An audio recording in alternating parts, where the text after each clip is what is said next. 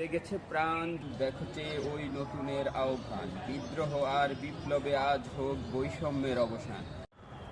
এই স্লোগানকে ধারণ করে ফজলুল হক মুসলিম হল ডিবেটিং ক্লাব আয়োজন করেছে পঞ্চদশ জাতীয় বিজ্ঞান বিতর্কের। বিতর্কের এই পুরো আয়োজনটিকে 3টি সেগমেন্টে সাজানো হয়েছে।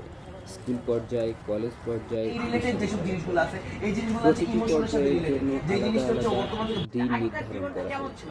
আজকে প্রথম দিন 24টি স্কুল এই প্রতিযোগিতায় এই বিতর্ক প্রতিযোগিতাটি আজ 29 জানুয়ারি থেকে শুরু হয়ে চলবে আগামী ফেব্রুয়ারি মাসের 1 তারিখ পর্যন্ত।